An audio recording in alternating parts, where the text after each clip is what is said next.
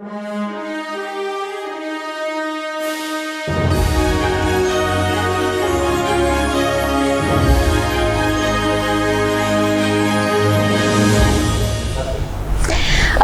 warahmatullahi wabarakatuh. Halo pemirsa Radar TV, senang sekali saya Asara Asmara bisa menyapa pemirsa Radar TV di rumah dan di studio dalam program Panggung Sang Pemimpin. Sampaikan gagasan, wujudkan mimpi. Wih, luar biasa. Oke, tentunya di episode kali ini kita akan mendatangkan narasumber kita yang luar biasa dari kabupaten juga. Tapi sebelum mendatangkan narasumber yang luar biasa, boleh nggak nih Asara Asmara mau nyanyi dulu? Boleh ya?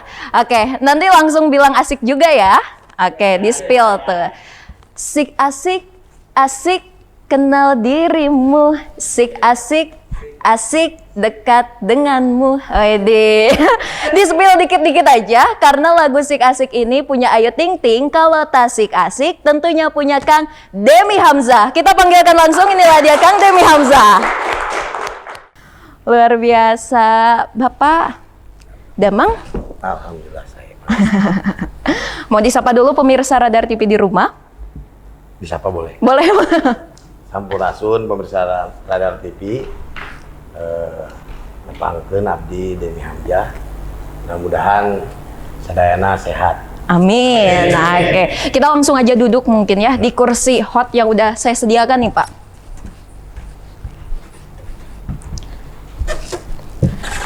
Sini ya. Ya. Kang Demi Hamzah, alhamdulillah bisa berkesempatan hadir ya Kang di program Panggung Sang Pemimpin di episode 2 kali ini. Gimana nih perjalanannya menuju studio Radar TV nih Kang? Ada yang aneh, unik, menarik di perjalanan? Ada sih. Apa tuh? Perjalanannya lancar. Tapi yang uniknya tuh baru kemarin banyak baliho, sekarang udah banyak baliho. Waduh. Ada nggak baliho Kang Demi? Nggak ngerti. Nggak tahu, padahal udah bikin. Padahal udah bikin. Salah masang nggak ya? Waduh, kiranya di mana tuh masalah masangnya? Dicek lagi lah. Aduh, siap lah ya. Oke, perjalanan tadi yang menariknya banyak baliho ya sekarang. Oke, selain baliho, yang unik lagi, ada apa lagi tuh? Itu ada unik sih enggak ya, cuman nggak enak dipandang aja. Apa? Banyak sampah. Aduh, permasalahan sampah nih nggak ada habis-habisnya ya Kang ya? Kayaknya sampai kiamat nggak habis sampah. Waduh, luar biasa nih. Kalau untuk sampah nih bisa dikatakan luar biasa karena tidak ada habis-habisnya ya. Oke. Manusia itu nyampah mulu. Aduh, jangan sampai lah jadi manusia sampah ya. Iya. Oke, Kang Demi Hamzah Rahadian. Pertama kali datang ke Panggung Sang Pemimpin. Dari nama sendiri nih, Demi Hamzah Rahadian. Pernah kepo nggak arti nama sendiri nih? Pernah sih nanya ke yang melahirkan. Waduh. Tapi kalau dulu katanya sih ngetren nama itu kan disingkat-singkat nama ayah dan ibunya ya. Oke. Tapi itu kata kakak saya. Cuman saya kurang enak alasan itu kan. Oke. Kok disambungin namanya gitu. Nama saya itu sebenarnya dulu itu akhirannya Y bukan I. Tapi karena di rapot sering salah nulis, jadi akhirnya dirubah jadi I. Jadi Demi ya? Memang jarang sih kalau dulu nama Demi. Oke. Kalau Hamzahnya itu katanya, kata kakek saya dulu biar saya berani seperti sahabat Nabi Muhammad, Sayyidina Hamzah. Masya Allah. Mudah-mudahan ya. Amin. Di singa padang pasir katanya. Nah, Rahadian. Rahadian? Saya nggak ngerti itu apa marga atau apa. Oke. Jadi masih tanda tanya untuk Rahadiannya sendiri ya. Oke. Demi Hamzah. Sudah kepikiran jadi Demi rakyat belum? Demi rakyat. Sudah 20 tahun ini. Luar biasa ya. Tepuk tangan dulu dong buat Kang Demi Hamzah. Ada makna yang tersirat tuh, Demi Hamzah jadi demi rakyat. Amin, amin. Ya memang harusnya begitu. Kita ini kan khairun nas anfa'uhum linnas ya. Jadi kalau manusia yang baik itu yang bermanfaat. Betul. Betul. Kayak kalau kemudian namanya itu menjadi demi rakyat, ya kenapa enggak? Wow, luar biasa ya. Artinya kita hidup di dunia ini pasti ada tujuannya. Betul. Nah, kalau tujuannya kemudian akhirnya bermanfaat buat orang lain, buat rakyat, ya itu lebih baik. Oke. Begitupun dengan tujuan Bapak Demi Hamzah, Kang Demi Hamzah hari ini ya. Konon katanya dicalonkan sebagai wakil. Wakil apa nih? Calon wakil wali kota Tasikmalaya. Betul apa tidak betul? Lebih tepatnya saya ikut dalam pendaftaran calon kepala daerah di DPC PD Perjuangan Kota Tasik. Mencalonkan berarti? Ya, ya. Bukan dicalonkan? Bukan. Oke, luar biasa Karena ya. dibuka pendaftaran kan. Jadi kalau di PD Perjuangan ini, mereka yang dicalonkan itu penugasan namanya. Penugasan itu biasanya diberikan kepada incumbent atau tokoh-tokoh yang dianggap punya pengaruh besar di lingkungan. Luar biasa. Oke, Kang Demi Hamzah. Boleh mau nanya ke sedikit-sedikit yang agak unik-unik, boleh lah ya. Kita spill-spill aja. Karena selama 1 jam ke depan kita akan mengupas tuntas betul agar lebih dekat dengan Kang Demi Hamzah. Oke, Kang Demi, ada pengalaman yang paling aneh atau unik nggak sih selama Kang Demi itu pelaksanaan masa kampanye atau silaturahmi nih Kang dengan warga? Jadi gini ya, dulu itu saya kampanye itu nggak punya uang. Sepeser pun? Iya, pengangguran. Lalu? Lulus kuliah kan. Luar biasa. Lulus kuliah, ibu saya single mom gitu kan. Saya anak laki-laki satu-satunya. Dan saya masih ingat dulu saya mencalonkan itu kan tidak berniat untuk jadi anggota dewan. Hanya membantu senior yang waktu itu memang sudah incumbent kan. Saya bantu beliau karena senior di HMI gitu. Saya bantu di dapil, kebetulan saya di Cibalong kan dulu di Tasik Selatan. Beliau nyalon di dapil 6, dapil Tasik Selatan. Ya saya bantu beliau lah. Dengan harapan bisa ikut kerja di kantornya beliau di notaris dulu, Kang Heri Hendriana ya. Nah, tapi kalau ketika takdir sudah berkehendak kan apa yang tidak mungkin kalau Allah sudah menghendaki ya. Oke. Nah, tapi saya itu sebelumnya izin dulu sama ibunda almarhum dan beliau mengizinkan. Saya masih ingat ya waktu penentuan nomor, dulu kan masih nomor urut ya. Nomor urut itu kita berangkat maghrib ke Kota Tasik ya, kantornya di DPD PAN itu di Kota Tasik. Pulang itu subuh-subuh. Pergi rapat itu waktu itu ibu saya lagi sholat. Pulang rapat sebelum subuh jam 3 itu ibu saya masih di sajadah itu lagi berdoa. Berdoa. Dan waktu itu saya dapat nomor urut 2. Ya saya nggak menyangka kalau saya dapat nomor urut itu tentu ada kebaikan dari kawan-kawan saya yang lain yang di pengurus PAN waktu itu ya, ada beberapa senior juga yang bantu. Nah ternyata ada apa ya, ada takdirnya, ada ketentuan dari pusat bahwa notaris itu tidak boleh menjadi anggota dewan. Kang Heri kan notaris, jadi terpaksa dia mundur. Baru 8 bulan jadi anggota dewan dan saya mengisi kursi yang ditinggalkan oleh beliau. Padahal dulu waktu itu saya udah bekerja, jadi beres pilek kalah, ya nggak merasa kalah sih karena memang kebutuhan Kang Heri. Ya. Oke. Saya kerja di Bank Mandiri, keterima di Bank Mandiri. Nah, saya juga sedang bekerja, tapi ketika ada tawaran mau nggak ganti Kang Heri, ya udah saya lepasin di Bank Mandiri dan saya memilih Melanjutkan. Luar Nah, biasa. yang uniknya karena tidak punya uang tadi, sampai saya tuh naik motor tuh sama sekarang ada jadi kuwu ya namanya Kang Daden, kuwu Desa Singajaya. Dia juga masih jadi guru honorer waktu itu. Naik motor punya dia dan kehabisan bensin malam-malam. Waduh. Nggak punya uang. Terus gimana tuh? Masih jauh ke rumah. Sampai akhirnya kita ke rumah warga setempat dan dikasih makan. Dan memang lapar kan, hujan-hujanan gitu kan. Ya bening ya kabulusan dikasih Oke. makan Indomie. Oke. Contohin dong minta makannya gimana? Enggak saya. Mereka yang nawarin sebenarnya. ningali orang, iya kan duaan pada bahasa kuyuk. Iya, kasihan mungkin ya. Tapi baju nggak diganti lah, pulang lagi dan itu dikasih uang buat bensin. Luar biasa. Bareng hesen dengan bensin lagi dan kayak pom bensin kan di kampung Setiawaras di sana kan susah nyari bensin. Iya. Akhirnya ada tukang pom bensin yang di pinggir jalan itu yang pom bensin apa namanya ya, veteran itu ya. Ecer. Dan diketok ke rumahnya karena jam 1 malam gitu. Oke. Kalau pertemuan itu rokok itu kadang-kadang saya minta masyarakat cal gitu. Dulu sampai begitu. Tapi alhamdulillah dengan keinginan yang kuat kita memberikan edukasi politik yang baik. Saya punya suara tidak jelek-jelek amat.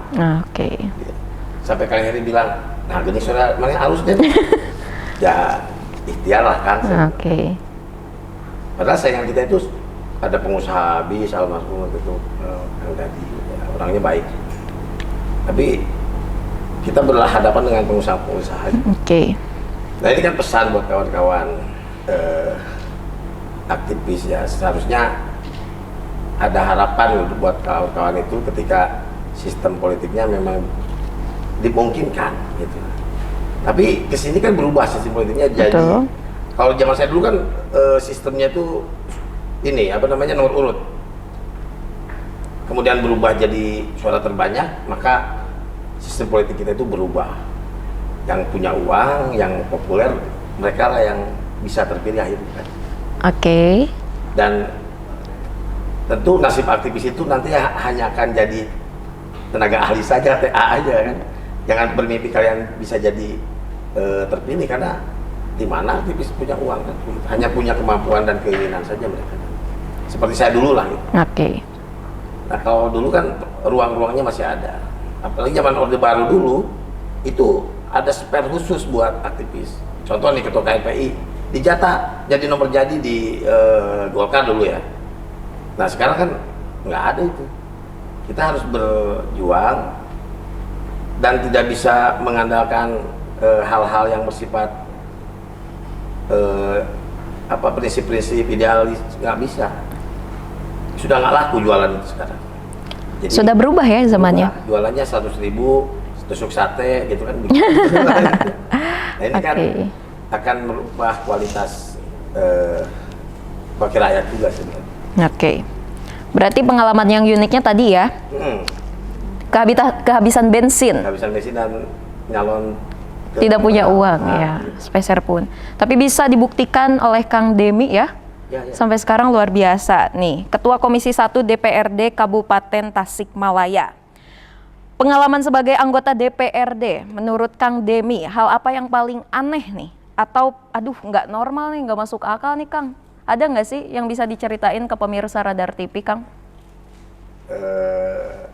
Sebenarnya sih ada, tapi saya nggak mau cerita lah kalau urusan itu, karena ada menyangkut person kan, jadi saya nggak perlu sampaikan, tapi ada lah ya. Ada aja berarti ya? Siap. Nah lalu Kang Demi, kita berandai-andai dulu sekarang. Kalau tadi kita udah ngobrolin masa lalu nih, kita berandai-andai dulu. Kalau misalkan Kang Demi bisa bertukar posisi dengan presiden untuk sehari aja. Kang yang mana ya? Presiden yang sekarang aja kali ya. Atau yang mana nih maunya? Kita berandai-andai aja dulu ya sebagai presiden. Nah, aduh luar biasa ya. Presiden untuk sehari. Nah, apa yang akan dilakukan oleh apa yang akan dilakukan oleh Kang Demi ini ketika Kang Demi menjadi seorang presiden? Berandai-andai aja dulu. Apa coba? Dilantik dulu aja. Dilantik aja dulu ya. Oke, setelah dilantik nanti kita diskusi lagi mungkin ya. Ya, saya akan merubah sistem pemilunya mungkin. Oke, kenapa? Ya udah nggak sehat. Udah nggak sehat, menurut Kang Demi? Ya. Oke, nggak sehatnya kenapa tuh?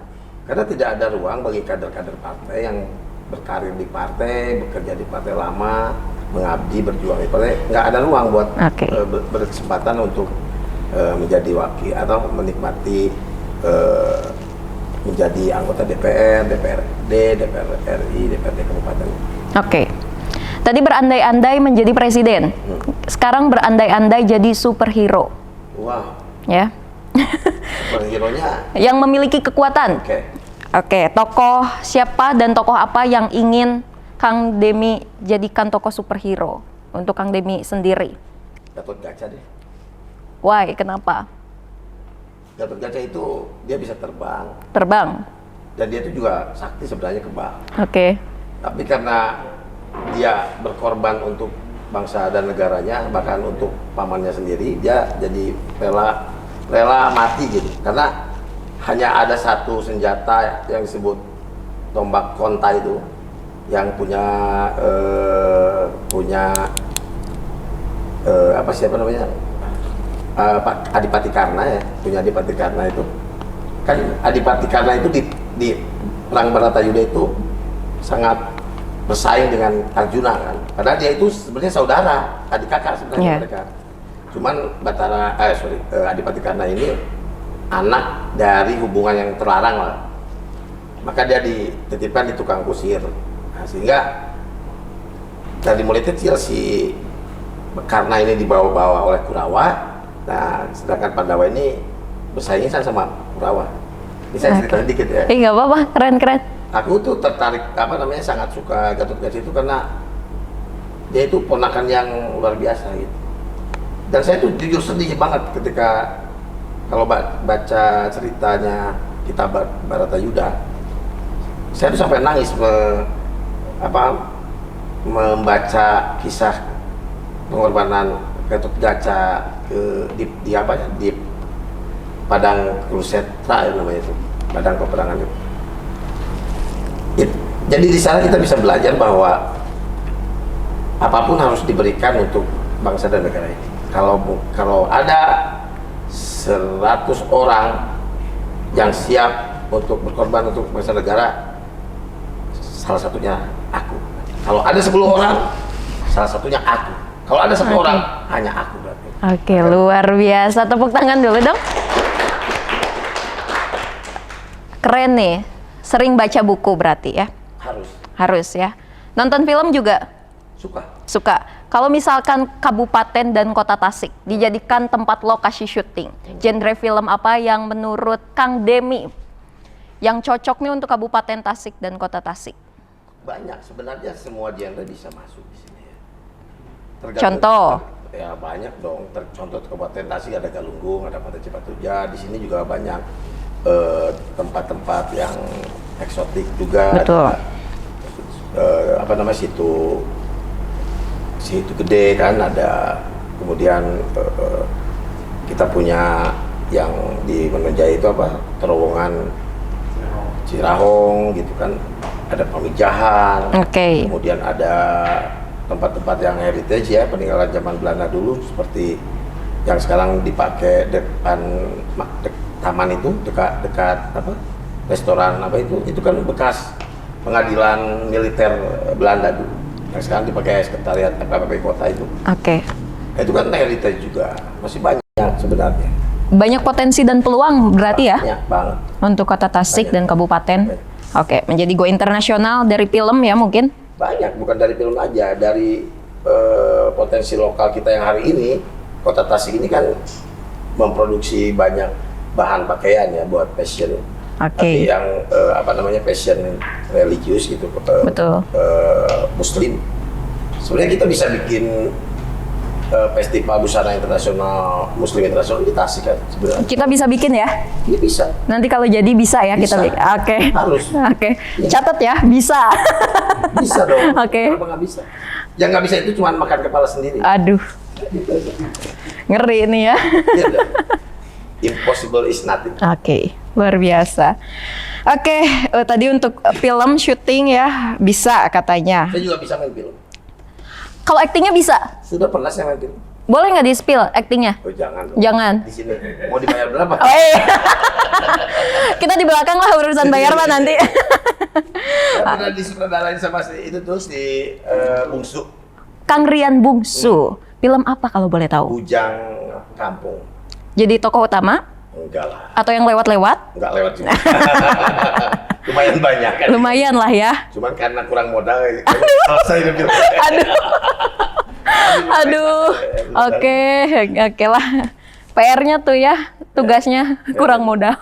Karena Aja. banyak film baru. Aduh, siap. Oke, nah di sela kesibukan pekerjaan nih mungkin Kang Demi.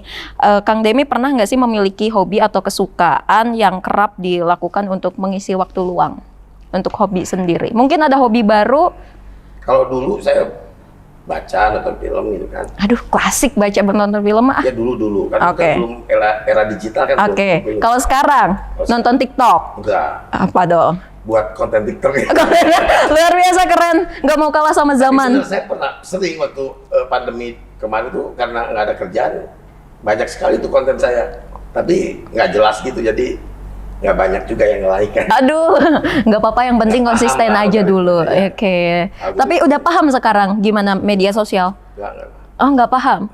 Jadi sekadar cuma posting-posting Ya, aja kalau kayak lagi gitu. mood, posting bisa sehari 10 kali. Waduh, ini Kalau melebihi lagi konten, pas, sekali. melebihi konten kreator nih. Iya, iya.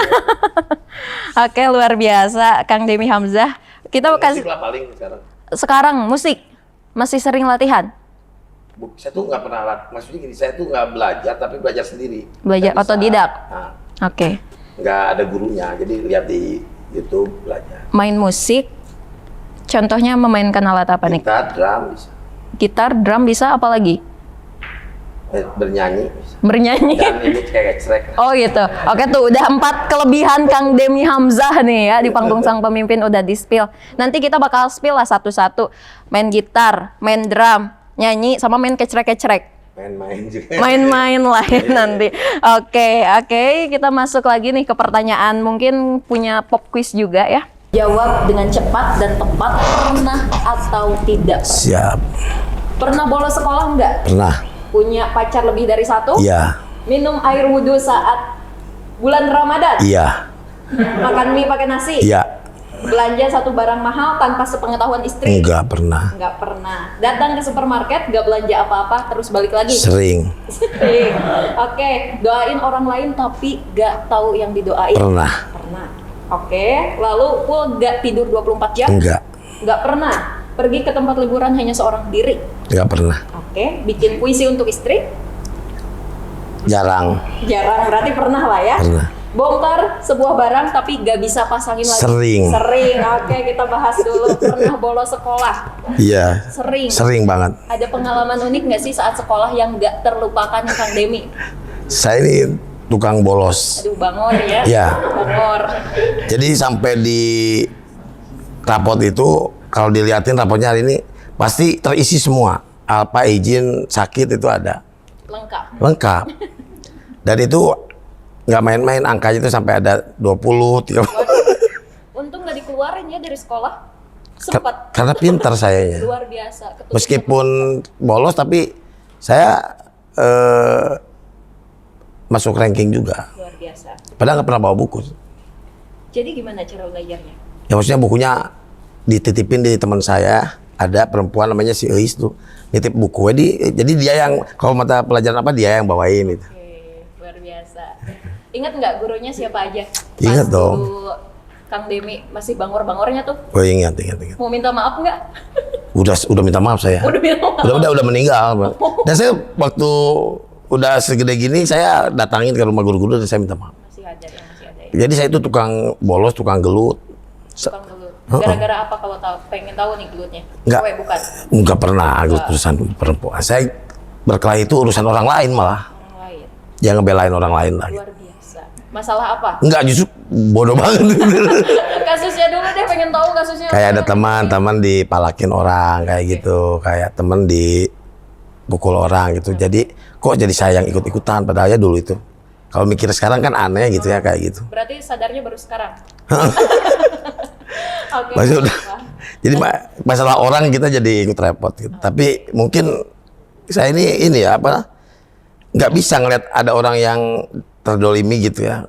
Jadi suka nggak dari kecil kan kayak gini. Kalau teman saya ini badannya kecil, kemudian digangguin. Jadi saya ikutan ribut. Gitu. Aduh, ini saya badannya kecil. Nanti kalau ada yang gangguin mau. Oh, saya jagain itu. Oke, siap. Siap. Katanya pernah minum air wudhu ketika berpuasa. Berpuasa? Iya. Berpuasa nih. Berpuasa. Oh, berpuasa. Ih. Sering lah. Waduh, batal dong. Nggak boleh dulu mas. Kan masih kecil boleh. Oh, masih kecil. Enggak Kan dulu dulu- ya sekarang ya. Enggak. Makan mie pakai nasi Sampai sekarang sampai sekarang. Enak. banget. Oke. Makanan favorit enggak sekarang? Nggak favorit sih, cuman kayaknya 2 hari sekali makan Indomie. Beneran? Beneran? 2 hari sekali makan mie pakai nasi? Iya. Emang kenapa? Enggak dong, kayak kaget. Kalau aku makan mie sebulan sekali. Emang aneh? Astagfirullahaladzim, masa sih? Kan kayak istighfar. Kan biasanya bukan, kalau orang Indonesia itu biasa lah makan Indomie tiap hari juga. Bentar kan, harusnya saya istighfar 2 hari Loh saya dulu waktu kuliah tiap hari kok makan Indomie. Beda, itu masih ke kos kan? Iya. Beda, itu Malah harus dibedain, kasih iya, Indomie tiap hari kalau lapar nggak ada duit minum air yang banyak gitu. Biar ngalamin. iya dong, ngalamin banget. Luar biasa. Oke, nggak pernah belanja barang mahal tanpa sepengetahuan istri ya? Nggak pernah. Istri di atas segalanya berarti? Tuhan dong di atas. Ya betul sih ya. Kok istri di atas gitu? Tapi istri suka ini nggak sih, ngasih warning? Jangan ya, jangan. Nggak terlibat pernah. ini. Nggak. Enggak. Saya Mau izin berarti? nggak pernah izin juga. Tapi Maksudnya dong. tapi tahu. Oke. Jadi saya tuh nggak pernah dicampurin urusan, nggak pernah didikte istri. Jadi, dan saya nggak mau juga didikte perempuan gitu.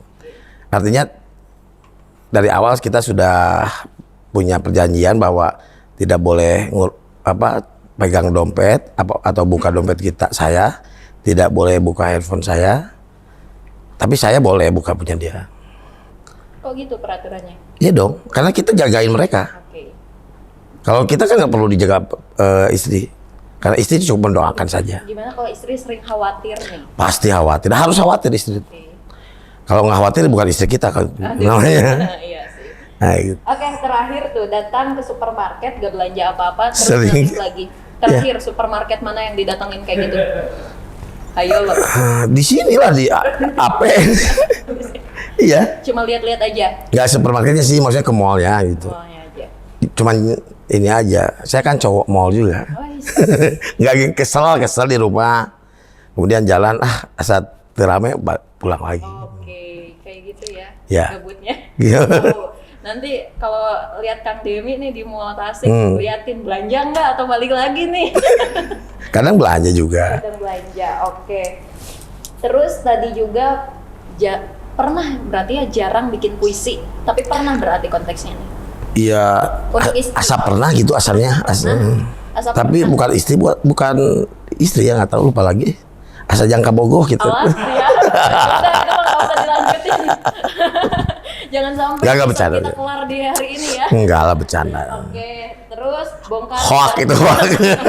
Gimik aja sih, gimik aja. Terus bongkar barang nggak bisa pasang lagi, bongkar apa? Saya dulu saya dulu bongkar kaset gitu kan dulu waktu SMA gitu. Terus bongkar kayak mainan kita. Dulu kan saya suka main itu Tamiya ya. Mobilan balap itu. Pernah naik sedikit bongkar radio di rumah dan rusak. Sok ngide ya. Kayak TV ya iseng-iseng dah asa bisa tahunya rusak gitu. Jadi seringnya nggak benar sebenarnya daripada benernya. Nggak pernah ada yang benar kan. Oke. Akhirnya ke bengkel, ke servis kan sekarang bener. Malah makin rusak ya kalau dibenerin Heeh. sendiri. Memang gatel aja kalau laki-laki itu ya, kalau sebenarnya mungkin semua laki-laki apa nggak tahu ya. Kalau ngelihat obeng, ngelihat apa itu suka sebenarnya, dan emang rasa penasaran kita itu tinggi. Jadi hobi juga bongkar-bongkar sebenarnya. Cuman bongkar mobil nggak berani saya. Kenapa? Coba. Janganlah, Kenapa jangan? resikonya tinggi. Nggak apa-apa ya. Nah, pemirsa, tadi kita udah ngobrolin pop quiz juga, udah mulai merasa hangat nih bareng Kang Demi Hamzah ya. Nanti kita bakal lanjut lagi di segmen selanjutnya. Tentunya jangan kemana-mana, tetap di program Panggung Sang Pemimpin. Sampai saya pemimpin.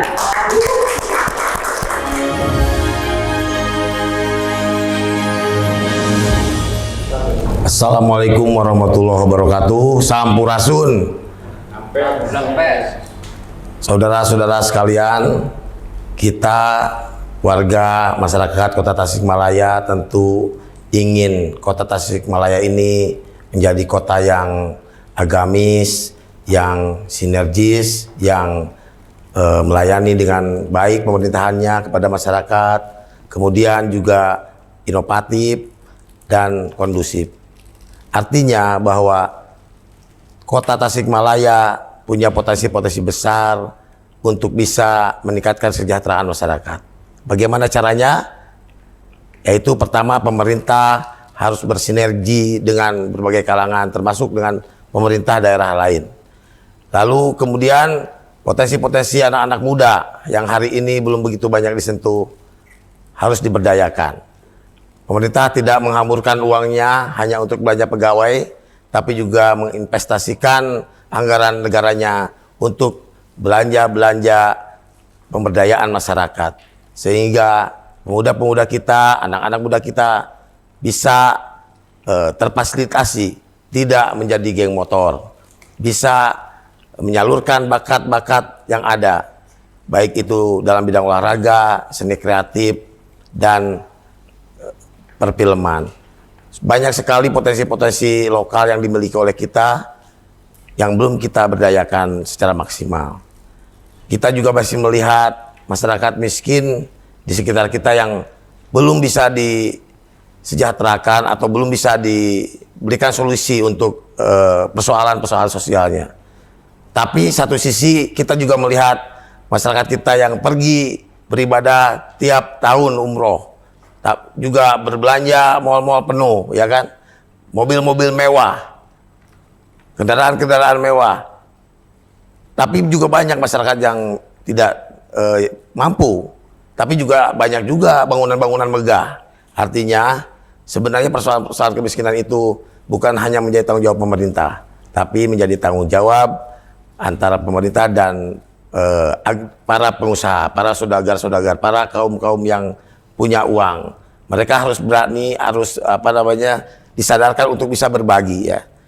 Kemudian persoalan-persoalan lain, sampah yang hari ini akan menjadi persoalan besar ke depan, harus dipikirkan. Kita bisa lihat bagaimana para petugas sampah yang punya risiko kerja yang sangat riskan, tapi tidak difasilitasi oleh pemerintah daerah dengan fasilitas yang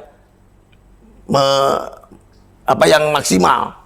Tidak diberikan baju yang maksimal, yang sehingga mereka tidak terkena penyakit, tidak punya truk-truk yang meminimalisir penyakit bisa kemana-mana. Nah, kemudian anggaran-anggaran seperti itu yang harus dimaksimalkan. Para petugas sampah harus dinaikkan kesejahteraannya sehingga mereka bisa mendapatkan upah yang sesuai dengan risiko pekerjaannya.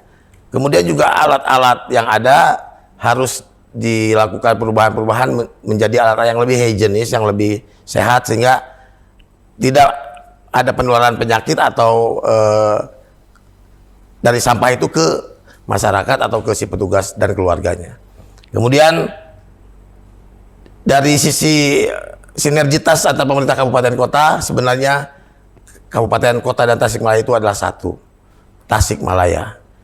Maka dari itu ada kesinambungan, ada support system di antara kota dan kabupaten. Kita bisa lihat bagaimana pasar Cikurubuk isinya adalah orang-orang kabupaten semua. Artinya kalau tidak ada masyarakat kabupaten belanja di sana, mati juga Cikurubukan. Bagaimana PDAM ini penerimanya atau usernya, penggunanya adalah masyarakat kota Tasik. PDAM-nya dari air yang ada di kabupaten. Nanti kita bisa buat, silakan Anda menginap di Tasikmalaya kota, tapi berwisata di kabupaten. Jadi kota kabupaten itu bersinergi sehingga bisa mendapatkan satu kesejahteraan yang sama untuk masyarakat. Terima kasih. Itu saja yang bisa disampaikan. Wallahul muwaffiq ila aqwamit thoriq. Wassalamualaikum warahmatullahi wabarakatuh. Merdeka. Nah pemirsa, tadi kita sudah mendengarkan secara langsung dari Kang Denny Hamzah untuk pemaparan mimpi dan cita-cita untuk Kota Tasikmalaya. Kedepannya akan seperti apa? Tadi udah di-spill juga perihal sampah, terus petugas sampah juga, penyakit untuk masyarakatnya juga tuh diperhatikan ya Kang Devi. Ya harus. Harus. Kenapa? Ya kalau masyarakat nggak diperhatiin, terus yang perhatiin masyarakat siapa? Masyarakat kalau nggak diperhatiin, yang merhatiin siapa? Ya Kang Demi. Iya, memang Oke, kewajiban kita. Siap. Nah, kita akan memberikan kesempatan untuk pemirsa di studio. Barangkali ada yang mau bertanya perihal yang tadi dipaparkan oleh Kang Demi Hamzah. Oke, Akang mau bertanya? Oke, dipersilahkan. Namanya siapa dan dari mana dan lalu apa pertanyaannya? Oke. Assalamualaikum warahmatullahi wabarakatuh. Waalaikumsalam warahmatullahi wabarakatuh. Perkenalkan, nama saya Dadan Sandi Mirki. Kebetulan saat ini saya diamani sebagai Ketua Umum dan Serikat Tasik Malaya Raya. Kalau domisili saya tepatnya itu di Kabupaten Tasik Malaya, Kecamatan Tasik, Desa Cewek. Akademi saya menyimak dari awal pembahasan, terus ada yang sangat luar biasa ketika berbicara tentang kebersihan bersama. Karena ini adalah menjadi problem sangat luar biasa. Saya sempat mengobrol kurang lebih 10 hari atau 11 hari lalu. Kenapa penarikan sampah agak telat? Kalau di peron-peron perumahan-perumahan itu penarikan sampahnya ada yang seminggu sekali, bahkan ada yang sampai 2 minggu sekali. Apa yang menjadi kendala? Ternyata mobil angkutan kita ini hanya satu. Tapi target penampungan sampah itu sangat banyak. Ini menjadi kendala karena TPA di hampir tiap daerah itu tidak memiliki. Ini adalah masalah sangat serius.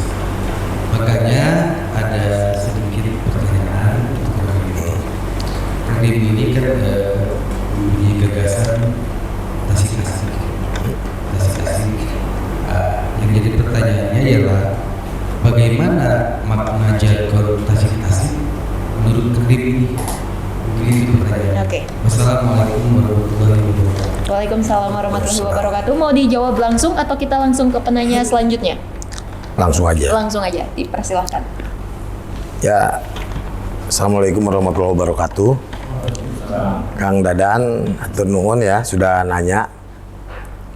Pertanyaannya memang bagus ya tentang Tasik-Asik. Kenapa Tasik-Asik ini? Saya tuh tidak mau bikin sebuah jargon yang terlalu tinggi, terlalu ngawang-ngawang gitu kan, sehingga tidak bisa dicerna oleh masyarakat. Kalau kata anak-anak muda sekarang itu dibikin asik aja gitu kan. Tasik mah dibikin asik nih, ulah dibikin-bikin gitu kan. Kalau mau dibukan-bukan mah kan. Jadi dibikin asik. Dibikin asik itu apa? Ada maknanya. Masyarakat Tasik itu harus agamis. Jadi sesuai dengan amanat para founding father kita, para pendiri bangsa, harus beragama. Ya, tidak boleh tidak beragama di negara ini, termasuk di kota Tasik apalagi, yang santrinya banyak, yang pesantrennya banyak. Yang kedua, S-nya, service excellent dan sinergi. Service excellent itu adalah pelayanan prima dilakukan oleh pemerintah terhadap masyarakat. Sinergitas itu juga sebuah faktor yang penting, variabel yang penting dalam membangun sebuah hubungan baik, hubungan yang positif, sehingga hubungan itu berdampak bagus sesuai dengan tujuan yang kita inginkan. Ya, bersinergi dengan siapa aja? Dengan ormas OKP, dengan lembaga non pemerintah NGO, dengan pendidikan, dengan pemerintah lain, dengan anak-anak mudanya, dengan semuanya, ya. Harus bersinergi dengan aparat negara, polisi, tentara. Kita harus bersinergi dengan semua, ya. Jadi tidak boleh memilah-milah karena semuanya masyarakat kita. Kemudian I-nya itu inovatif. Tasik ini tidak punya sumber daya alam. Kita tidak punya sawah yang sangat luas seperti kabupaten. Kita tidak punya laut. Kita juga tidak punya sumber daya alam, ya, atau belum ditemukan lah gitu. Mungkin ada. Tapi apakah dengan ketiadaan itu kita harus diam? Masa nggak ada sih yang bisa dimaksimalkan? Ada ternyata. Nah, apa yang bisa dimaksimalkan itu? Ya kita bikin inovasi dong.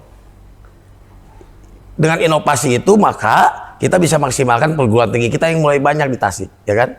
Di sini kan ada perguruan tinggi. Tentu ketika ada perguruan tinggi itu banyak orang-orang cerdas, banyak pemikir-pemikir, banyak penelitian-penelitian yang bisa kita manfaatkan.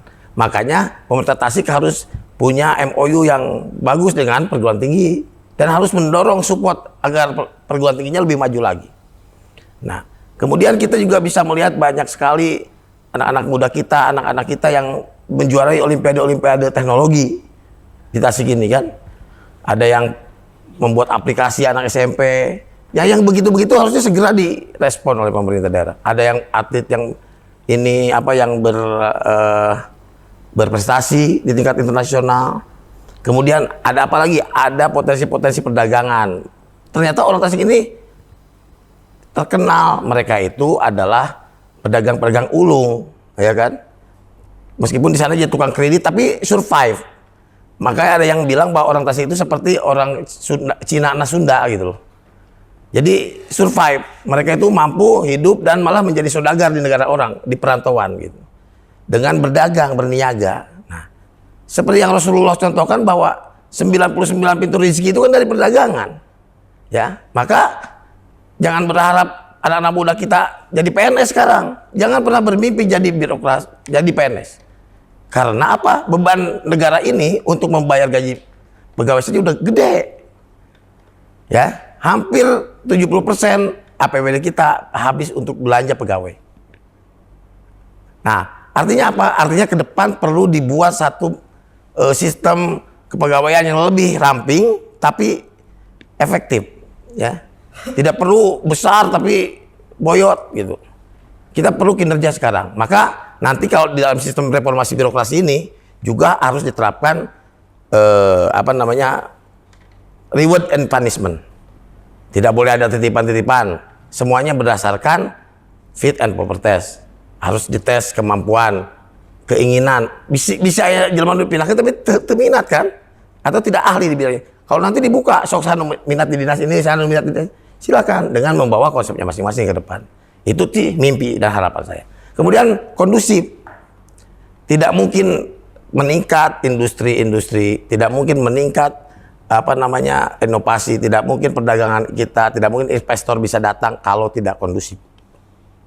Makanya faktor kondusivitas sangat penting sehingga sinergitas tadi akan berbuah kondusivitas bila pemerintah daerahnya bersinergi dengan aparat keamanan, bersinergi dengan kepolisian, bersinergi dengan TNI, bersinergi dengan aparat-aparat negara yang lain, ya, agar kondusif. Kondusif itu apa? Ya aman, tidak ada lagi kriminal yang tinggi, kemudian masyarakat tidak khawatir. Terus bukan berarti tidak ada yang demo, tidak ya, tapi demonya tertib, ya kan, tidak sampai mengganggu keamanan sehingga atau meresahkan investor untuk datang dan berinvestasi di Tasik. Jangan sampai ada orang mau nyimpan uang di Tasik kemudian terancam, aduh sih di demoku kelompok A, kelompok B, kelompok C, sehingga mereka tidak merasa nyaman untuk menyimpan uangnya di sini. Nah, tentu kita sebagai umat muslim juga harus mencontoh apa yang telah Rasulullah lakukan di Madinah. Bagaimana Rasulullah membangun tatanan kenegaraan dengan baik, menciptakan masyarakat yang toleran, meskipun masyarakat itu plural, beraneka ragam gitu. Ada Muslim, ada Kristen, ada Yahudi di sana dulu. Nah, tapi semuanya dilindungi. Semuanya merasa punya hak menjadi warga negara dan semuanya dilindungi oleh Rasulullah. Tidak ada yang tidak dilindungi. Gitu ya. Jadi itu yang harus patut dicontoh oleh kita. Jangan sampai kita menjadi mayoritas yang menindas minoritas. Itu juga jangan juga gitu loh. Mentang-mentang mereka pemeluk agama minoritas sehingga mereka susah beribadah di sini. Jangan begitu. Ya, ini negara Indonesia, kita semua sama warga negara Indonesia harus dilindungi hak-hak warga negaraannya. Jadi pemerintah ke depan itu harus tegas, tidak boleh bisa diintervensi oleh kelompok-kelompok yang tidak jelas, ya kan? Harus berani berkata dan menjunjung tinggi Pancasila sebagai dasar negara, gitu. Karena Pancasila itu sudah disepakati menjadi identitas bangsa, menjadi dasar negara, menjadi pedoman kita berbangsa dan bernegara. Yang terakhir, masalah sampah tadi, memang itu masalah dalam dalam manajemen kota. Sampah akan menjadi masalah. Di Kota Tasik, sampah baru akan menjadi masalah. Belum jadi masalah. Nah, ini jangan sampai jadi masalah kayak di Bekasi.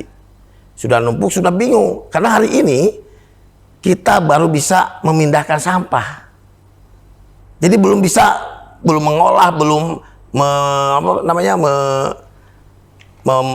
mengolah, mendaur ulang sampah menjadi sebuah hal yang bisa didaya gunakan, bisa jadi uang, kan nggak begitu. Nah, ke depan perlu pemerintah mengalokasikan anggarannya yang jelas, yang besar untuk mengolah sampah. Karena sampah itu, kata siapa itu sampah? Katingalina we juga runtah, tidak berharga. Padahal di sana itu semua bisa jadi ada harganya. Saya ambil contoh ya, dulu ada cerita seorang bangsa Yahudi di Amerika ketika ada tumpukan sampah di Patung Liberty di sana. Pemerintah udah pusing, kumaha ieu minakeun sampah, akhirnya dilelang. Orang lain menganggap itu tuh hargaan, tapi nah iya kelebihan orang Yahudi itu kan diberikan kelebihan oleh Tuhan itu, mereka itu orang cerdas. Dia itu melihat bahwa di sini potensi, maka dia memberanikan diri ikut lelang dan lelangnya murah memang. Tapi dari lelang itu dia mengeluarkan uang $3.000, tapi dia menghasilkan $3 juta dari sampah itu.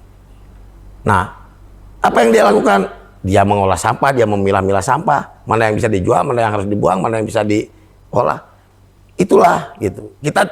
Kalau kita fokus dengan masalah maka akan menambah masalah. Tapi kalau kita fokus dengan solusi, maka akan ada solusi. Terima kasih. Oke, gimana Kang? Terjawab? Oke, tepuk tangan dulu untuk Kang Demi Hamzah. Tasik-asiknya terjawab, terus masalah sampahnya terjawab. Ya. Jadi sampah tuh jangan jangan dikatakan runtah. Iya, ya. Runtah sih, runtah. Tapi bisa diubah ya, diolah. Tapi runtah itu bukan berarti tidak menghasilkan gitu, tidak bisa jadi pupuk, kan bisa jadi apa. Tadi lupa sedikit masalah perhatian kita petugas sampah ya. Itu juga harus jadi yang utama. Bila perlu gajinya tuh di atas UMR, samalah dengan ya 5 juta mah wajar lah gaji. Luar biasa. Dan Pegang tuh 5 juta. Iya serius, dan sedikit uang 5 juta itu bagi pemerintah. Sedikit ya? Ya petugas sampah berapa orang sih paling? Nggak banyak. Itu kalau 5 juta satu orang, taruh aja 100 orang juga enggak. Apalagi yang malam-malam suka sapu-sapu itu, yang pakai baju. Serikandinya. Kalau nggak ada mereka, Iya betul. mau apa kita? Itu pahlawan mereka itu sebenarnya. Betul. Mereka punya berkorbannya banyak dengan resiko kerja yang tinggi. Bandingkan dengan mereka yang di kantor-kantor gitu ya. Betul. Gajinya gede tapi resiko kerjanya biasa-biasa aja. Petugas sampah berarti bukan tukang sampah ya? Bukan, Mereka tuh pahlawan ternyata. Ternyata pahlawan. Banyak pahlawan-pahlawan lain di kita ini ya. Nah, kemudian akhirnya kita melihat mereka itu kan terpapar penyakit, ke rumah kajina leutik, kemudian terpapar penyakit, anak negeri ke rumah sakit tuh bisa diubaran, kan ada persoalan. Ribu. Nah, ini PR buat kita dan kewajiban karena di Undang-Undang Dasar 45 juga jelas bahwa fakir miskin, anak terlantar itu dibiayai oleh negara. Sudah. Itu harus terjawab kita. Dan itu amanat loh undang-undang. Kalau sampai enggak, bahaya juga. Dosa. Ya jelas lah dosa mah. Dalam kehidupan bernegara juga itu sudah, pemerintah itu berarti sudah mengkhianati undang-undang. Dan itu bisa bisa digugat oleh masyarakat sebenarnya. Nah, sehingga ke depan perlu perhatian khusus. Sebenarnya persoalan mengurus anak miskin itu, masalah miskin itu kan bukan urusan pemerintah saja sebenarnya. Harus bersama-sama pemerintah dengan orang-orang yang mampu gitu. Dan anggarannya juga bisa banyak dari Basnas juga bisa. Bukan hanya dari APBD. Oke. Gimana tadi sudah terjawab ya, Kang? Dan sudah dijelaskan sangat detail juga untuk pertanyaannya. Oke, dilanjut. Untuk penanya selanjutnya dipersilahkan dari mana? Dan pertanyaannya apa? Perkenalkan, nama saya Khairul Rizky, saya perwakilan dari Rumah Aktivis Institut. Kebetulan saya sedang menjalani bangku pendidikan S1 di Kawalu di belakang.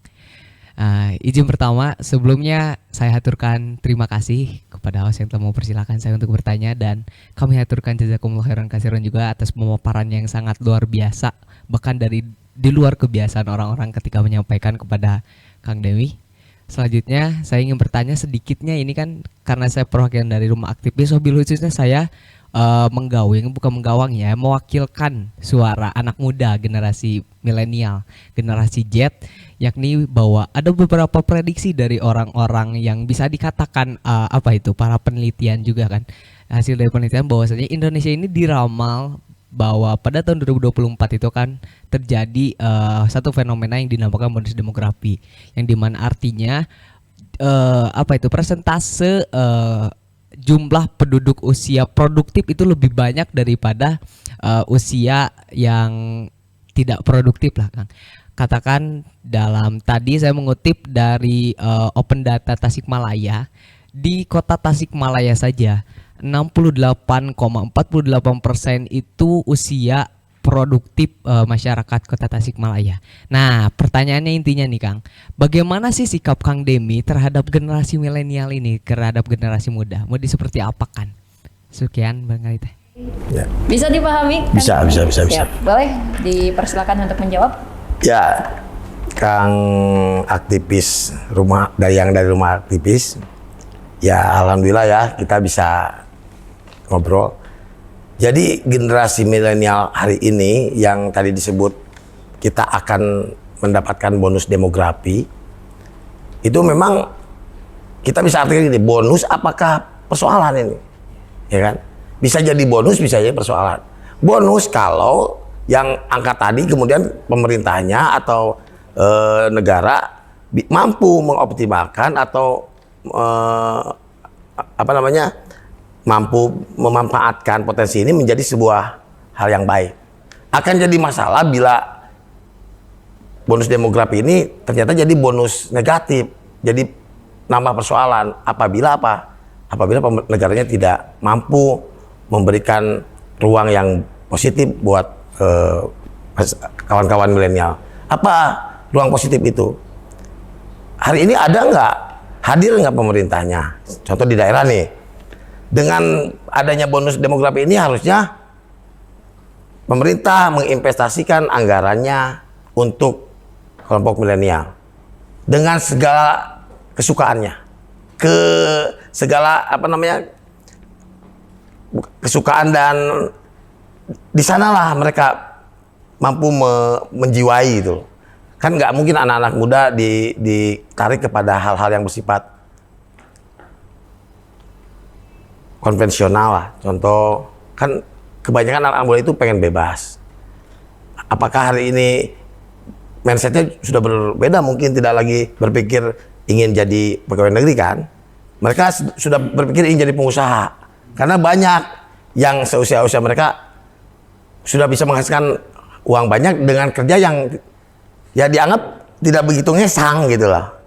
Beda jeung tukang kolot kapungkur di lemur, ke sawah, gacong 50.000 dapatnya kan sehari, itu juga sudah besar. Nah, anak muda sekarang kan enggak. Tapi apakah pemerintahnya bisa? Enggak. Apa yang dibutuhkan masyarakat milenial hari ini, kelompok milenial hari ini? Mereka butuh fasilitas. Jangan sampai pelarian bonus demografi ini ke hal yang negatif seperti geng motor.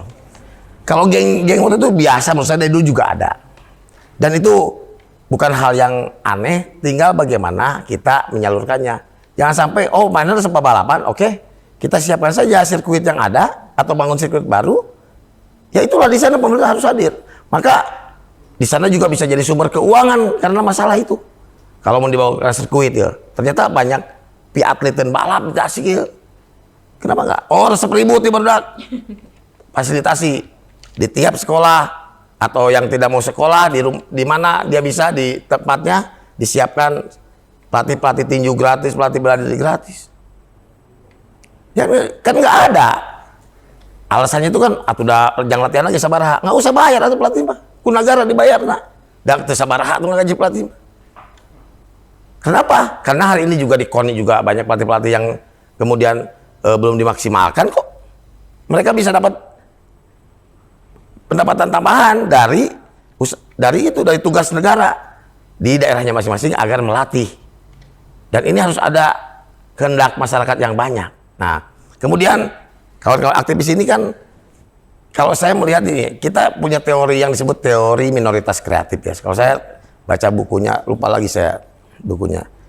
Itu teori minoritas kreatif itu adalah kelompok-kelompok minoritas yang biasa itu anak-anak muda yang mereka melakukan perubahan di dunia loh. Nah, Rasulullah dulu minoritas kan? Minoritas loh di Mekah itu. Jahiliyahnya itu mayoritas kan? Tapi mereka itu minoritas kreatif. Dan mampu merubah peradaban. Yang dari peradaban jahiliyah menjadi sebuah peradaban yang peradaban Islam yang jauh lebih baik. Kemudian reformasi terjadi, minoritas kreatif. Dulu kemerdekaan terjadi juga semua pemuda kan minoritas kreatif. Waktu 17 Agustus, Bung Karno dan kawan-kawan, itu kan minoritas kreatif. Minoritas mereka. Minoritas kreatif itu apa?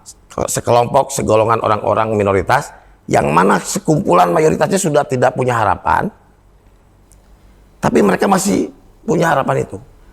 Yang lain sudah tidak punya keberanian, mereka masih berani. Yang lain sudah tidak berbicara tentang kegelapan, tapi mereka masih menyalakan lilin meskipun sinarnya sedikit. Nah, itu minoritas kreatif. Maka ketika kalian merasa sendirian, tidak banyak teman, ya itulah kalian itu minoritas kreatif. Ketika kalian itu bisa berbeda. Nah, artinya gini, jangan juga kita mengandalkan. Tadi kan saya bicara tentang negara, pemerintah ya. Tapi ketika pemerintahnya juga tidak hadir, ini yang minoritas kreatif ini jangan diam dong. Jangan terpaku hanya ingin diberi atau yang difasilitasi. Karena kan kita diberikan kewajiban oleh Tuhan itu berikhtiar kan. Gitu. Maka ikhtiarlah sekeras-kerasnya gitu kan. Lalu bertawakallah kepada Allah Subhanahu wa taala kan begitu. Fa iza azamta fatawakal. Jadi selama napas kita masih ada, ya sudah ikhtiarkan saja semuanya, kemudian bertawakal. Saya sih menaruh harapan besar kepada kawan-kawan aktivis agar mampu menyebarkan virus-virus yang baik itu kepada kelompok-kelompok yang tidak baik, sehingga menjadi sebuah mayoritas yang bisa melakukan sebuah perubahan. Mungkin kalian bisa menjadi memberikan virus juga ke birokrasi, ke politisi, ya kan? Ke kawan-kawan milenialnya sendiri, sehingga jika lamun dirangkul oleh kawan-kawan seusianya nih, kelompok-kelompok yang di geng motor ini kayaknya lebih efektif gitu, daripada dirangkul oleh orang-orang tua gitu biasanya. Jadi bonus demografi itu menurut saya bisa jadi bonus atau juga jadi masalah gitu. Oke, gimana? Terjawab Kang? Siap, jazakallah. Terjawab Cukup? ya? Iya. Cukup. Nggak ada lagi? Oke, cukup. Tepuk tangan dulu untuk Andini Hamzah. Luar biasa untuk pemaparan jawabannya tadi, sangat detail dan lengkap banget. Lengkap pisan, alhamdulillah terjawab tuh. Oke, karena udah tadi serius-seriusan ya, boleh nggak sih agak relax sekarang? Kita mau reaction aja video yang udah disiapin sama tim kreatifnya Adar TV. Boleh dong di play dari sekarang untuk video yang pertama. Tapi hati ini malu jadinya. Engkau masih ada sekolah, pagi pulang pagi hanya untuk memasuki. Oke. Keren banget sekolahnya, ada kolam renang. Bukan kolam renang, itu fasilitas ketika hujan. Tapi ya jadi kolam renang gratis sih buat sekolahnya, luar biasa ya. Ini video yang kedua.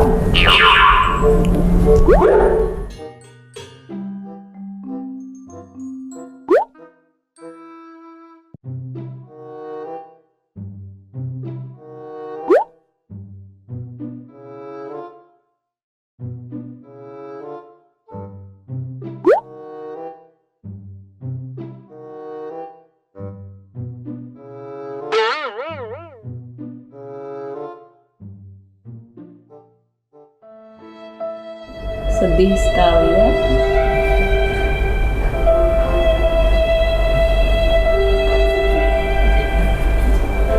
Oke, next video yang selanjutnya. Oke.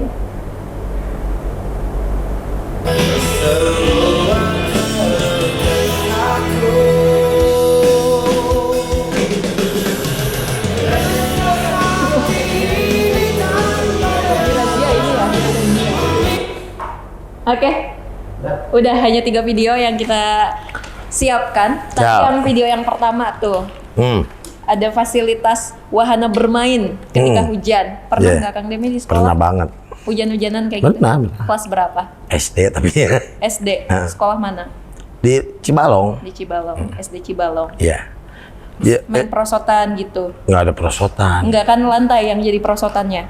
Bukan, kita mainnya ke Ciulan. Ke Ciulan. Malah Sungai. iya. Enggak di sekolah lagi berarti ya? Enggak kan, kita itu kalau dulu tuh di SD saya itu ya, kalau anak-anak itu kan membangun sekolah itu dulu kesikna ngalah di Ciulan. Jadi anak itu kayak jadi pekerja gitu disuruh ngalah beda ke dari yang lain ternyata. Tapi kayak main karena berenang lah di Ciulan kita malah kan, bukannya ngalah ke si. Oke.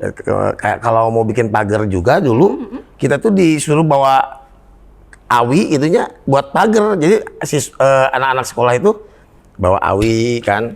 Jadi uduna gotong royong lah istilahnya itu bikin pagar buat sekolah. Oke. Mungkin sekarang nggak ada yang begitu Nggak ada. begitu, enggak. SD bawa awi ke sekolah. SD nggak dan ada. saya tidak pakai sepatu loh sekolah dulu. Dulu. Betul itu tuh. Betul. Sepatu. Saya tadinya pakai sepatu karena saya SD di Cianjur kan pertama. Pas ke Cibalong ngeliat orang-orang, nah tadi sepatu. Mau nurutan. Ayah nurutan itu di sepatu. Dan tidak umum kan kalau pakai sepatu. Oke. Gitu. Oke. Tadi video yang kedua, cintanya bertepuk sebelah tangan saat sekolah tuh. Pernah Cinta nggak? siapa?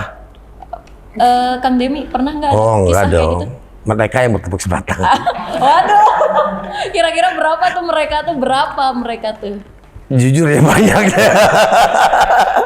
Beneran? Bener, bener. Ditolak, banyak ditolak sama Kang Demi. Enggak, diterima semua tuh saya. Enggak bertepuk sebelah tangan berarti ya? Enggak, Jadi tepuk tangan bareng. cuman kecewa. Ya. Waduh, luar Enggak, biasa. tapi kan masih kecil lah SMP gitu. SMP udah main cinta-cintaan. Iya cinta monyet itu. Mereka Cinta monyet. nggak tahu udah gara ranjen atau udah ke saya jadi. Oh iya? Ada nggak sih yang paling diinget nih cinta monyet semasa SMA? Atau Enggak SMP? lucu Yang aja. lucu. Sekarang sering ketemu juga kalau ngumpul sama teman-teman SMP suka ketawa-ketawa. Oh iya? Ingat-ingat masa ini ya? Iya, jadi ingat dulu waktu bolos gitu kan. Nonton Paris Harja ke Tasik ya. Oke. Pulangnya saya di setrap dikelilingin ke setiap kelas kan. Oke. Ternyata akibat dari sana malah banyak peminat. Waduh, tebar pesona ujung-ujungnya. Sama guru di Oke. itunya. Kemudian berantem gitu kan. Karena berantem justru saya jadi komandan PKS, polisi keamanan sekolah dulu namanya. Saya nggak mau kan. Gurunya maksa, nggak usah jadi komandan aja. Nggak punya seragam Pak. Hanya diberi seragam lengkapnya tanpa harus bayar kan. Oke. Langsung jadi komandan pula kan. Sejak saat itu di sekolah tuh aman. Damai dah pembuat keributannya. Makanya itu diangkat ya. Jadi komandan Iya. PKS. Benar. Oke, tadi video yang ketiga Parah. itu ada itu ya. Video yang ketiga tuh gimana tuh? Oh ya, dicukur rajia. Oh saya enggak. Rajia. Saya termasuk orang yang rapi kalau di sekolah. Bukannya anak PKS sering ikut ngerajia juga ya? Enggak. Oh, enggak. Kita mah ke upacara aja. Kalau upacara saya nggak pernah ikut upacara kan. Ngerajia orang-orang yang nggak ikut upacara. Oke. Tapi kalau rambut dan pakaian dulu tuh saya sama ibu saya itu memang diajarin rapi. Nah, rapi terus ya. Harus rapi gitu. Dan kebiasaan ya memang. Oke. Jadi rambut itu nggak bisa panjang kalau saya itu. Belum pernah panjang berarti? Pernah kuliah dulu pernah gondrong. Oke. Lumayan lah gondrong. Semana nih? Kawan-kawan inilah. Oke. Pas jadi aktivis berarti gondrong? Ya pas kuliah aja kan trennya waktu itu Oke, gitu ya. trennya kayak gitu. Luar biasa. Dan mahal tuh kan syukurnya. Kembali lagi ke masalah uang nih ya. Masih Tetap mahal. Tapi Kang Demi sekarang di posisi ini luar biasa loh Kang. Kenapa? Udah sekarang mau mencalonkan jadi wakil ini ya, wakil wali kota. Ya. Terus jadi ketua komisi 1 DPRD Kabupaten Tasikmalaya. Itu luar biasa lah. Ya biasa aja sih sebenarnya. Waduh, biasa aja nih. Bukan karena kan ya mungkin luar biasa ketika saya tidak di posisi itu luar biasa. Tapi setelah di posisi itu jadinya malah biasa aja. Maksudnya gini, biasa itu Kok sedih sih ekspresinya? ya sedih lah karena dengan posisi yang kata orang luar biasa kita belum bisa memberikan yang luar biasa pula gitu buat Oke. masyarakat.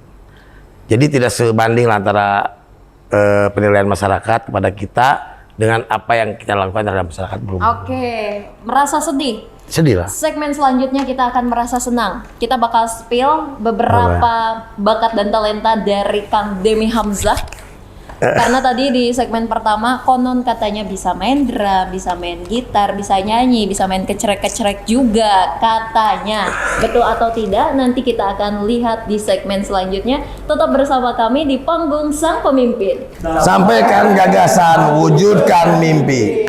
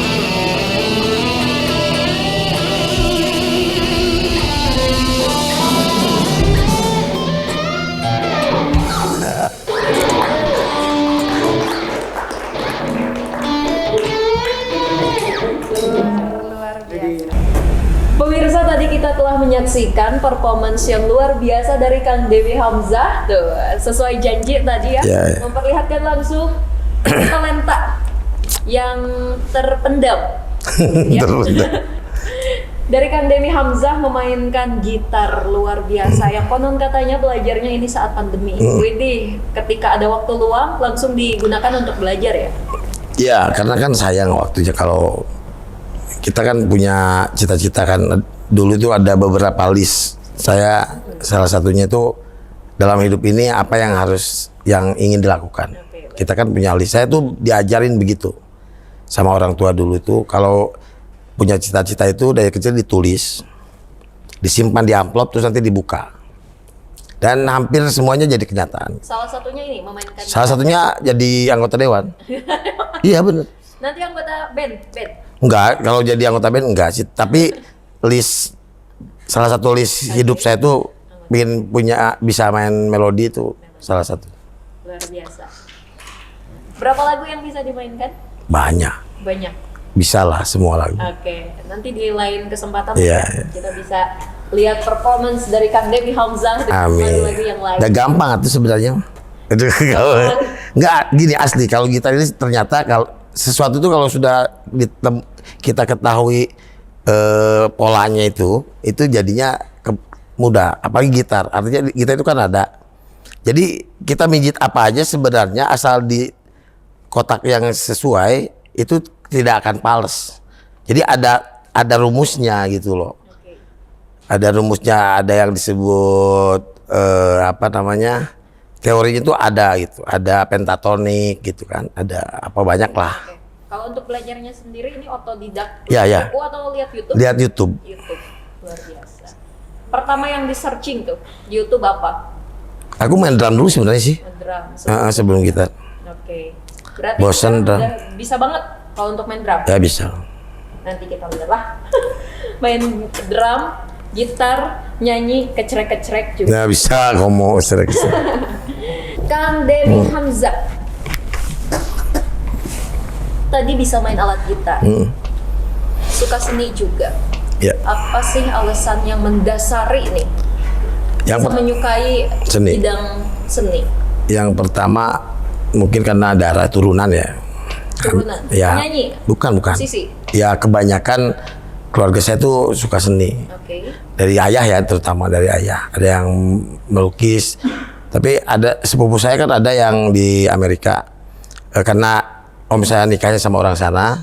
Jadi lahirlah sepupu saya yang setengahnya bule gitu kan. Oke. Dan mereka jadi musisi di sana.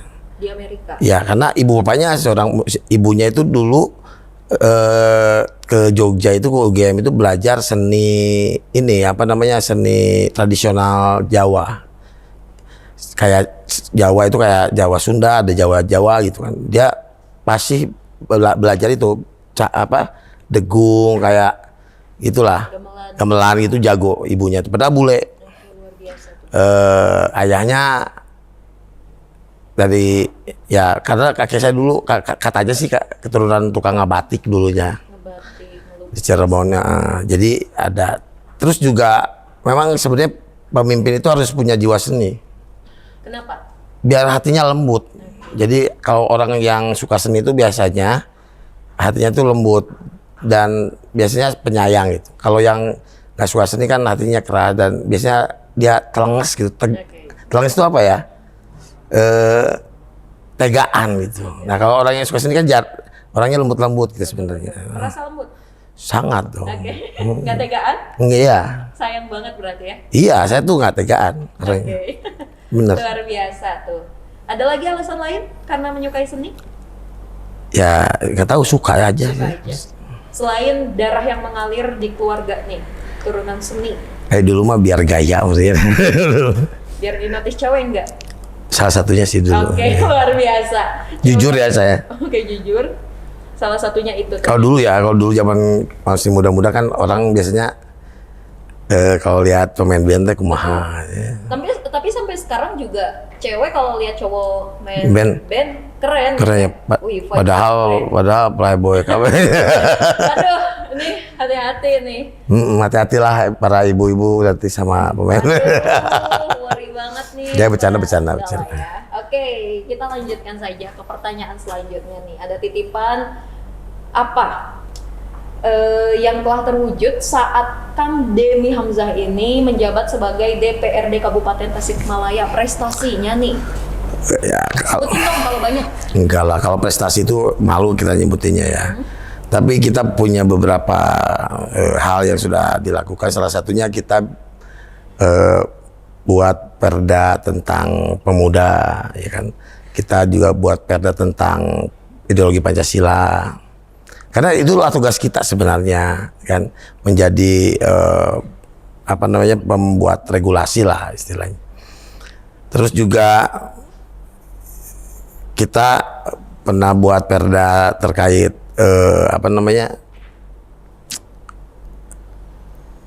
guru agama madrasah diniyah, ya kan.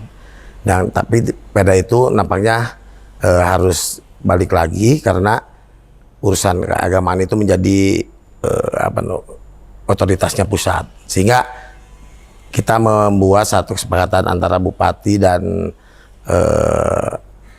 dinas terkait agar bisa memberikan kesejahteraan untuk guru madrasah diniyah. Ada lagi? Apa ya, banyak sih sebenarnya bikin. Ya gitu aja, kalau kerja di dewan itu kan mendengarkan juga meneruskan aspirasi masyarakat agar bisa dibangunkan di daerah tersebut apa keinginannya. Contoh nih, lampunya parem, poek, koyong PJU dipasang, tayar listrik dipasang listrik, kayak gitu aja lah, memfasilitasi kebutuhan masyarakat. Oke, lalu nih untuk jargon Tasik-Asik yang mulai ramai diperbincangkan. Wah, Tasik-Asik sendiri. viral dong ya. Oke, semoga viral ya. Amin. Nah, boleh dijelaskan seperti apa jargon tersebut? Kan tadi udah tuh ya untuk singkatan Ya. sendiri tadi udah dijelaskan. Untuk lebih detailnya nih, Jadi ya tadi Tasik Asik itu sebenarnya filosofinya ya gimana sih asik gitu ya. Asik itu dalam konotasi positif tapi ya. Dalam konotasi positif dan mudah dimengerti, asik itu kondisi bahagia, ya kan. Kondisi yang aman, kondisi yang ya tidak ada masalah sebenarnya, meskipun memang faktanya pasti ada masalah. Tapi dibawa asik aja, ketika punya masalah juga ketika dibawa asik mah jadi santai, nggak ada masalah kan, enjoy lah. Tapi satu sisi filosofinya bahwa asik itu mengandung makna tadi, singkatan tadi ya, agamis, service excellence, sinergis, inovatif dan kondusif. Kita bicara sampah ini, kalau tidak ada law enforcement atau penegakan hukum, maka itu semua tidak akan terjadi. Contoh ya, saya kasih contoh. Di Singapura, orang Indonesia itu tertib banget. Saya ke Singapura, kemudian karena lingkungannya tertib, tidak ada yang buang sampah sembarangan, dan kita jelas tegas di sana itu tidak ada polisi, tapi banyak polisi, kan aneh. Tidak ada polisi tapi banyak polisi, artinya tidak ada polisi yang berseragam polisi, tapi kita nggak tahu polisi itu ya, bisa saja orang sipil yang pakai baju yang ada di sekitar kita.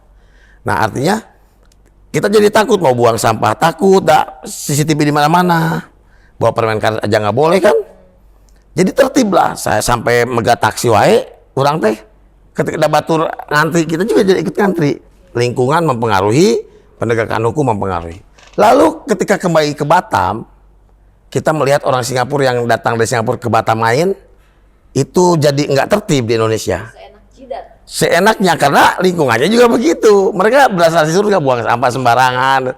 Nah, saya melihat kondisi itu, saya terpikir jadi, ini penyebabnya berarti bukan urusan bukan urusan masyarakat yang tidak mau. Sebenarnya masyarakat itu mau tidak mau harus mau. Ketika negara memberikan atau menginstruksikan sebuah hal yang baik, rakyat wajib mentaati. Tidak boleh ditolerir.